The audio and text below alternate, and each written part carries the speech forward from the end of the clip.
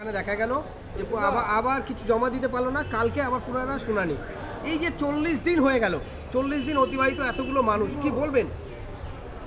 মানে কি বলবো, আমার তো মনে হয় মুখ্যমন্ত্রীর হয় পদত্যাগ করা উচিত, আর নয় কোনো খানা ডোবা দেখে ডুবে মরা উচিত।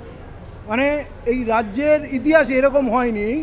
40 দিন মেহনত করার পর দিন রাত এত বড় সন্ত্রাসীকে ধরেছে, এত বড় উগ্রপন্থীকে ধরেছে, রাজ্যের সম্পত্তির যে এত ধ্বংস করে দিয়েছে, এত পুলিশকে ধরে মেরেছে, তার ছিটে ফোটা প্রমাণ রাখতে পারলো না।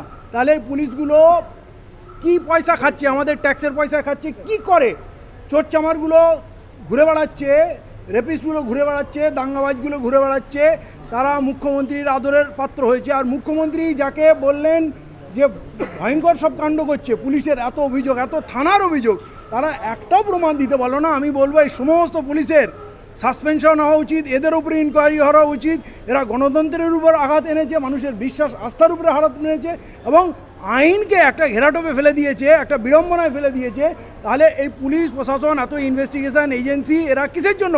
আমি তো বলবো এদের সাসপেন্ড করে বিচার করে এদের চাকরি খেয়ে নেওয়া উচিত। এরা পুরো রাজ্যের 10 কোটি মানুষকে মিসলিড করেছে, বিভ্রান্ত করেছে এবং কোটি কোটি মানুষকে মানে আহত করেছে, যে এরা একটা ভদ্রলোকের সঙ্গে এবং একটা গণ আন্দোলনকে কিভাবে অপদস্থ করতে পারে।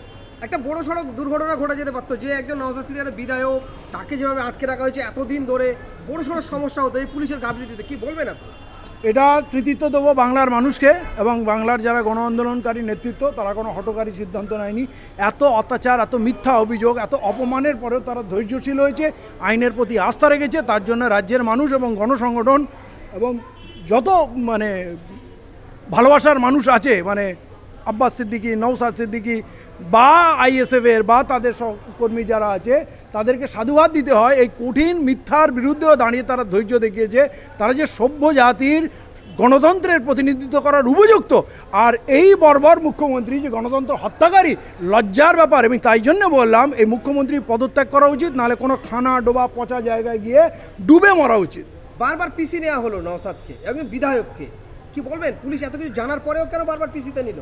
এটা মুখ্যমন্ত্রীর নির্দেশে হয়েছে, নাহলে পুলিশের সঙ্গে নওশাদের কিসের ঝগড়া, কিসের বিবাদ? নওশাদ প্রমোটিংই করে না, জমি দখল করে না, কাটমানি খায় না, পঞ্চায়েতের টাকা লুট করে না, কিছুই করে না। যেখানে পুলিশের সঙ্গে রফায় ফারাক পড়তে পারে, রফায় পুলিশ পায়নি, ঝগড়া আছে, অনেকে মিথ্যা কেসে ঢোকায়, ক্রিমিনালদের মিথ্যা কেসে ঢোকায়, ডাকাতদের ঢোকায়। কেন ডাকাতি করলি না, কেন কাজ বন্ধ করে দিয়েছিস, কেন বকরা দিলি না?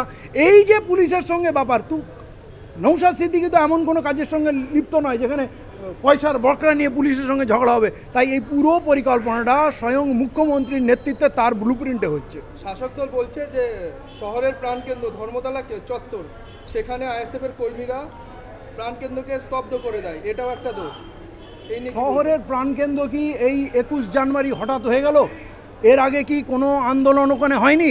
এর আগে কি ওখানে অবরোধ হয়নি? এর আগে কি ওখানে ট্রাম পড়েনি, বাস পড়েনি, ভাঙচুর হয়নি? এর আগে কি কোনো ইটপাটকেল চড়েনি, পুলিশের গাড়ি পড়েনি? এর আগে কি পুলিশের মেরে ঠ্যাং ভেঙে দেওয়া হয়নি? এই কথাগুলো হঠাৎ প্রাণকেন্দ্র, তাহলে আমরা কি এই শহরের ঐতিহ্যকে কলুষিত করছি? আমরা কি সন্ত্রাসবাদী? আমরা কি শান্তিপ্রিয় মানুষ না? সমস্ত পুরো এখন চক্রান্তটা এটা পুলিশ আর তৃণমূলের গুন্ডারা কালো হেলমেট পরে মুখ লুকিয়ে এই সন্ত্রাসবাদী কার্যটা মুখ্যমন্ত্রীর নেতৃত্বে এরা করেছে। যদি প্রাণকেন্দ্রে রাজ্যের রাজধানীতে যদি কেউ অশান্তি করে থাকে, তাহলে পুলিশ করেছে আর তৃণমূলের গুন্ডা বাহিনী করেছে। বিধানসভায় ভাঙচুর হয়েছিল, মমতা বাড়ি সহ তার বিধায়করা ভাঙচুর করেছে অত বড় সম্পত্তি, তারপরেও তাদের সেভাবে কোনো স্টেপ বা জেল খাটতে দেখা যায়নি। নওশাদকে জেল খাটতে হলো, কি বলবেন? এবং পিসি, এইটা একটা ইতিহাস তৈরি হয়ে গেল যে এই রাজ্যের বঞ্চিত মানুষ, বঞ্চিত পিছিয়ে পড়া জাতি যদি মাথা তোলার চেষ্টা করে, তাহলে শাসক শ্রেণী এই উচ্চ বর্ণের মানুষরা যেন তেন প্রকারে তাদের পায়ের তলায় কুচলে দেবে। এইটা তার একটা উদাহরণ হইল। তাহলে সামনের দিনে একটা ভয়ঙ্কর লড়াই অপেক্ষা করছে। মানুষ একটু একটু করে উপলব্ধি করছে। মানুষ প্রথমে বিশ্বাস করতে পারেনি যে পুলিশ এত মিথ্যার আশ্রয় নিতে পারে, সরকার এত বর্বর আচরণ করতে পারে এবং আদালত কোনো তথ্য প্রমাণ ছাড়া একটি মানুষকে এবং তার সঙ্গে 88 জন তার সহযোগীকে এই দীর্ঘ সময় ধরে টালবাহানা করছে, তাদের বিচার দেওয়া হচ্ছে না। এইটা একটা ইতিহাস সৃষ্টি করলো মানুষকে এই সত্যটাকে উপলব্ধি করতে, যে এত বর্বর, এত নোংরা, এত প্রতারকেরা হতে পারে। এইটা কিন্তু উপলব্ধি করতে একটু সময় লাগবে, কিন্তু তারপরে মানুষ ঘুরে দাঁড়াবে, এর জবাব দেবে। সাগরদিঘি থেকে নওশাদ বলছে আমি একটা সঙ্গী পাবো।